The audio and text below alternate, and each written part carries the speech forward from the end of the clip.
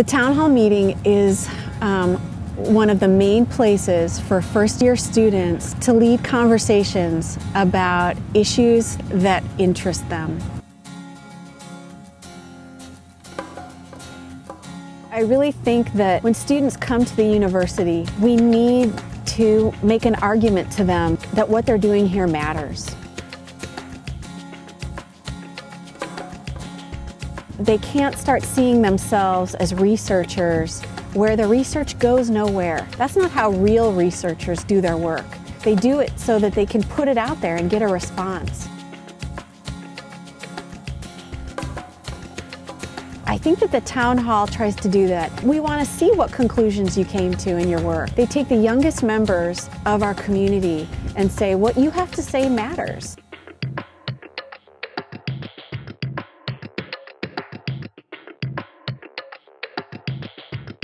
You really need to film. Why not? I just have to print it. You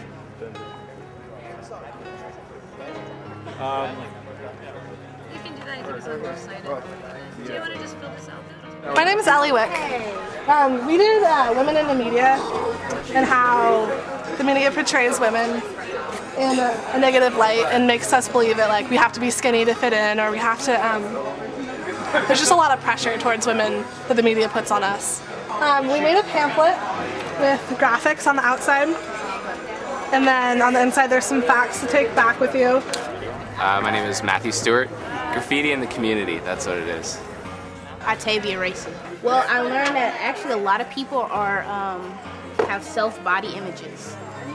Like when Angelina Jolie came out, because she has big lips, so a lot of people went to cosmetic surgery just to get their lips bigger. Or when Pam Anderson-Lee came out, she had big breasts, so a lot of women want to have bigger breasts.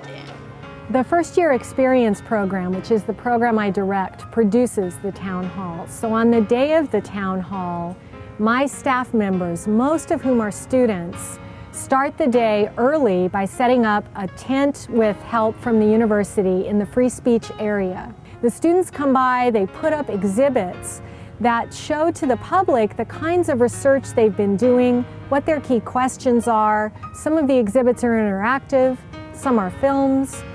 There's just a range of things for people walking by the free speech area to stop in and look at and think about. We're really trying to provoke thought about public issues. The Town Hall Meeting is the culmination of a syllabus in English 130 called Writing for the Public Sphere. So students spend 2/3 of the semester researching a current issue that matters deeply to them. And after they finish that writing, they move on to lead a discussion about what they've learned to a larger audience, and that discussion is the Town Hall Meeting. My topic was the health of our democracy, dealing with emotional appeals and rhetoric. And basically I analyzed campaign ads and how the campaign ads had certain emotional appeals, like creating fear to get someone to vote a certain way, or having hope to, seeing the light at the end of the tunnel. My discussion was the financial and social burden of Iraq. Doing the Town Hall Meeting was an awesome experience. I learned a lot. I got to speak in public, which is one of my fears. And besides just learning what I learned what other people had. The idea came from teaching students and seeing over and over again that we asked them to do research, and they had this preconceived, prepackaged notion of what a research essay was. Okay, I pick a topic, I take the first 8 sources I find, I plug them into an essay, and I call it done. And it seemed so disconnected from their lives, and it seemed so disconnected from the world they lived in. So the idea came from trying to give them a real audience and a real purpose for the work that they do. My discussion was kind of different from the other discussions, with it being that I actually had a longer video to show. It was part of the assignment. I actually made a documentary. One of the things, I showed it on the video, a positive message has the same effect as a negative message, with the exception that the negative message has to have a fear cue. And they'll both work pretty well together. and getting someone to sway their vote some way. So I thought that was the most interesting thing that I found in my research. No work in the university should ever feel like busy work. It should be connected, and it should connect them to the world they live in. Then we always have a welcome from the composition coordinator. We have a short keynote speech to set the tone and give you some context so that you understand why you're here. I'm going to try to answer, the small questions in life. Why are you here, and what should you be doing? And ultimately, what should you be doing tonight? What kinds of questions have students put out there for us to think about? We really want the town hall to be about conversation among lots of people, so we want to make that clear. And we move from that initial session in the auditorium to lots of small breakout rooms. The audience goes to those presentations. Those are led by students, and with an emphasis on conversation among all members. To sum up my research, I chose this topic because I was tired of seeing our generation and the media telling us that we have to look or be a certain way to be beautiful. I picked this topic because I'm an African American and I want to see how the beauty affected me personally. One of the problems I had with my research was that when I would tell people about it, a lot of people thought it was just another black versus white thing, when really all women of color are affected by the mainstream media. There are two main kinds of student participation. There are people who facilitate roundtable discussions. Those are the people who take that research that they did and translate it into a conversation. And then there's indirect participants. And those people attend the town hall, and they're not leading a conversation on their research. They're doing some research so that they can be really informed, productive members of the conversation. I think a lot of it's a respect issue. With all the media things, I did it for my topic as well. It just seems like women are portrayed so poorly, and I don't understand why it hasn't stopped, and it's a problem because it leads to unhealthy behaviors, and it's just all this striving for an unrealistic goal. I attended the session on sexism and how it is portrayed in the media. I don't know if it's so much that I learned anything, but I was able to discuss things with my peers that, gave me a better perspective of what the majority thinks on the topics and how they feel.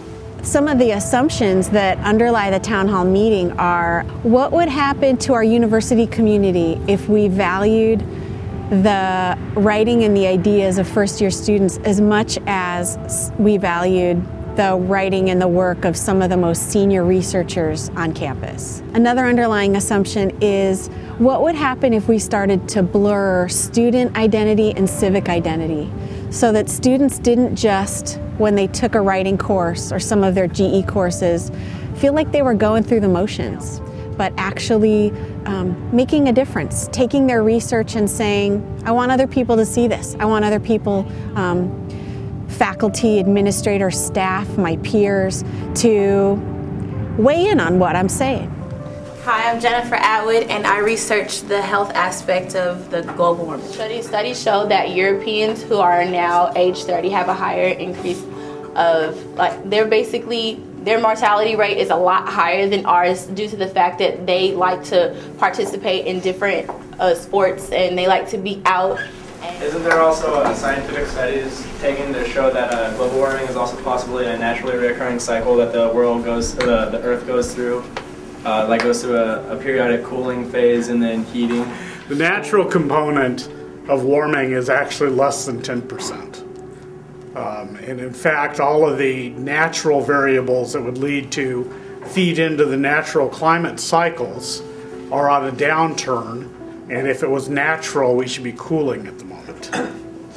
That includes solar variability, solar orbits, and volcanic activity, which are the big three. During the reception, the students who led discussions are asked to sit at tables with policymakers who are people in the community with influence, people who have expertise in the area the students have investigated, And at that table, during that last hour, the policymakers helped the student leaders to think about next steps they could take, because our emphasis is on the scholar-citizen. So we're not only promoting research, but also action in the community based on an informed position. My policymaker was Sandra Flake, and she's the provost, vice president of the campus. And I also spoke to Deanna Berg. She was one of the policymakers that actually went to my discussion.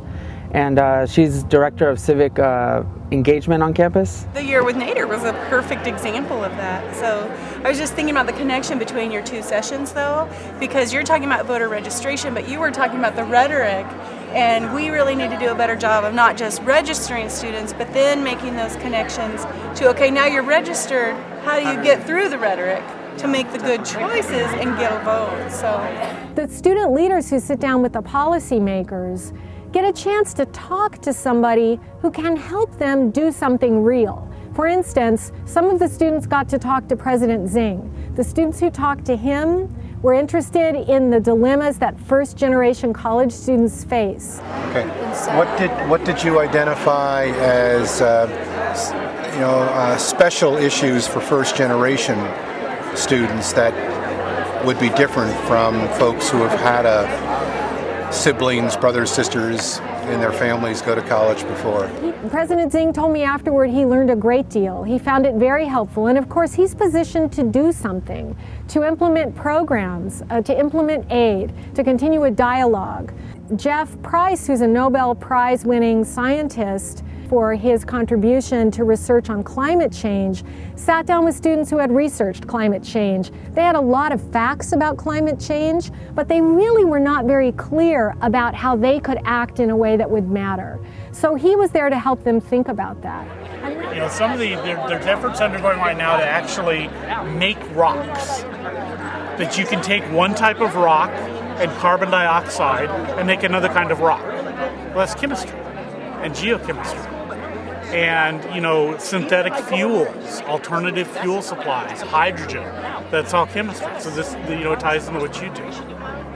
It's so exciting when a student finishes a town hall roundtable experience. They've had this great conversation, and a faculty member says, "Hey, it sounds like this really interests you. Would you come and take my class?" So students get direction in terms of how they can orient themselves in the work at Chico State. I've also seen things happen where students get hooked up with other students. So they'll have a conversation in the round table, and students will say, you should join our club. We're doing this kind of work and we could really use you. So I've seen these moments where students do this research and they think, this is just for a paper. But it ends up creating a kind of identity for them. The town hall meeting is something to give students a sense of being a citizen and what it's all about. About acting in your community in a positive way that will affect the betterment of people's lives, I think everybody should do it. It was such a great experience. Everybody learned so much, and it's just an amazing thing. I can't believe that they expected so much from us, and at the end, we were there at the standards, and it was just amazing. One of the surprising things I told him is that this project actually makes me want to change from my major to poli-sci. So yes, this has definitely changed my life. So it feels like students have found more meaning in the work that they do. They see that the life of the classroom is not separate from the life of the community that they live in, or from their life as a citizen.